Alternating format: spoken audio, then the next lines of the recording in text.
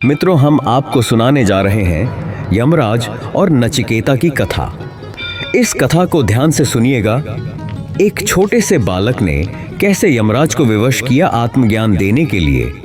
भारतीय संस्कृति में उपनिषदों को वेदांत कहा जाता है, अर्थात वेदों का अंतिम और गहन ज्ञान। इन्हीं उपनिषदों में से एक है कठोपनिषद। इसमें एक अद्भुत कथा आती है, एक छोटे से बालक नचिकेता और मृत्यु के देवता यमराज की।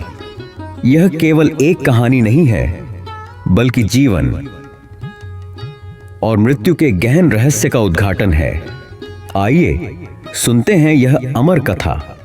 वाजश्रवस का यज्ञ और नचिकेता का प्रश्न। एक बार महान ऋषि वाजश्रवस ने एक विशाल यज्ञ किया। नियम था कि यज्ञ के अंत में अपनी प्रिय वस्तुएं दान करनी होती हैं, लेकिन वाजश्रवस ने दान में बूढ़ी, दुग्धहीन, दुर्बल गायें देना शुरू कर दिया।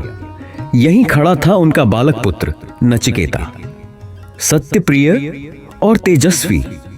उसने सोचा, दान वह है जो सर्वोत्तम हो। यह तो अधूरा और दोषपूर्ण है। धर्म कहां है इसमें, जो पिताश्री बूढ़ी गाय दान कर रहे हैं। नचिकेता अपने पिता से बार बार पूछने लगा। नचिकेता अत्यंत विनम्रता के साथ कहता, हे पिताजी, आप मुझे किसे दान देंगे?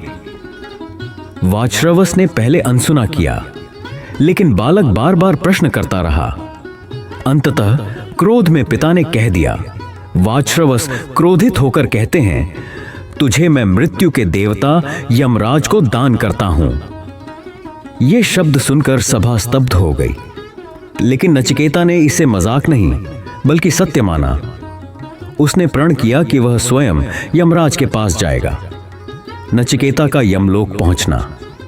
धर्मनिष्ठ नचिकेता अपने वचन के प्रति दृढ़ था। वह एक दिव्य मार्ग से यमलोक की ओर प्रस्थान कर गया। यमराज उस समय अपने लोक में नहीं थे। नचिकेता 3 दिन और 3 रातें उनके द्वार पर भूखा प्यासा प्रतीक्षा करता रहा। यह देखकर यमराज की पत्नी और सेवक चिंतित हो उठे।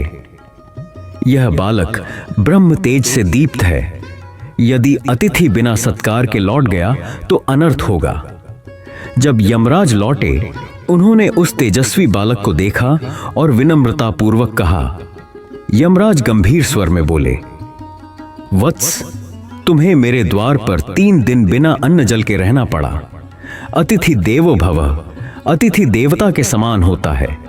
इसलिए मैं तुम्हें 3 वरदान देता हूं। मांगो वत्स, जो भी चाहो।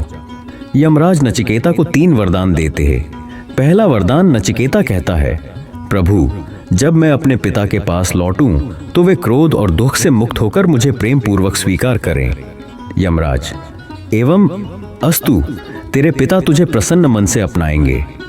दूसरा वरदान नचिकेता कहता है, प्रभु, मुझे वह अग्नि विद्या सिखाइए जिससे स्वर्ग प्राप्त होता है, जहां मृत्यु, बुढ़ापा और दुख का कोई प्रवेश नहीं। यमराज प्रसन्न होकर कहते हैं, वत्स, ध्यान से सुन। यह है नचिकेता अग्नि विद्या। यमराज अग्नि विद्या का विस्तार बताते हैं। अग्नि की स्थापना, ईंटों की संख्या, यज्ञ की पद्धति। यमराज, वत्स, आज से यह विद्या नचिकेता अग्नि के नाम से जानी जाएगी।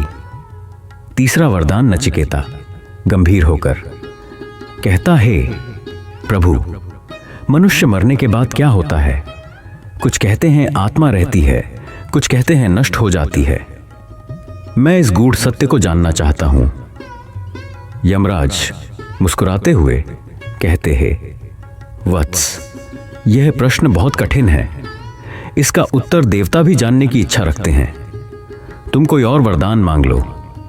दीर्घायु, राज्य, धन, अप्सराएं, सब दूंगा। नचिकेता दृढ़ स्वर में कहता, हे यमराज, धन संपत्ति क्षणिक है, रथ, नारी, ऐश्वर्य सब नश्वर है। मुझे केवल एक ही वर चाहिए, मृत्यु के बाद आत्मा का सत्य। यमराज नचिकेता को आत्मविद्या का उपदेश देते हैं। यमराज प्रसन्न होकर कहते हैं, वत्स नचिकेता, तू वास्तव में सच्चा साधक है। सुन, मैं तुझे परम रहस्य बताता हूं। यमराज ने नचिकेता को आत्मविद्या समझाई। आत्मा का कभी जन्म नहीं होता और न ही मृत्यु। यह नित्य, शुद्ध, अविनाशी और सर्वव्यापी है। जैसे मनुष्य पुराने वस्त्र छोड़कर नए वस्त्र धारण करता है, वैसे ही आत्मा शरीर बदलती है। जो आत्मा को जान लेता है वह मृत्यु से परे हो जाता है। आत्मा न तलवार से कटती है, न आग से जलती है, न जल से भीगती है, न वायु से सूखती है। यमराज कहते हैं, हे वत्स, आत्मा नित्य है, अमर है। मृत्यु केवल शरीर की होती है, आत्मा की नहीं। इस सत्य को जानकर ही मोक्ष की प्राप्ति होती है। इस कथा का क्या निष्कर्ष निकलता है और हमें क्या शिक्षा मिलती है? नचिकेता ने यह दिव्य ज्ञान पाया और पुनः अपने पिता के पास लौटा। उस दिन से उसका जीवन आत्मज्ञान से आलोकित हो गया।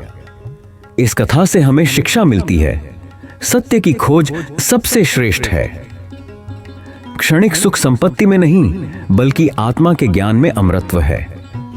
मृत्यु अंत नहीं, बल्कि एक नया आरंभ है। मित्रों, यही है कठोपनिषद का अमर संदेश। जो आत्मा को जान लेता है, उसके लिए मृत्यु का भय नहीं रहता। और यही था नचिकेता का अमर प्रसंग।